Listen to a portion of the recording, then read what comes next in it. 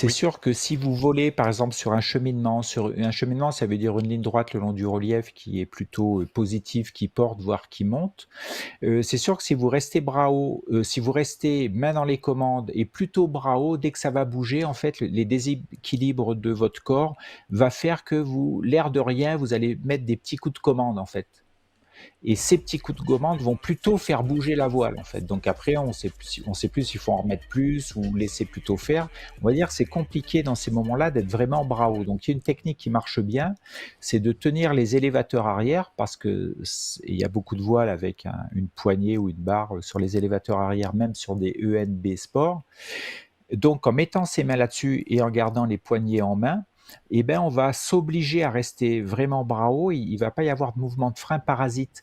J'ai remarqué, moi, quand je vole, si je laisse sur un cheminement mes mains sur les élévateurs arrière, la voile bouge moins que si je reste bras haut avec les mains dans les commandes, parce que j'ai plein de petits mouvements parasites et ma voile bouge toujours un peu plus.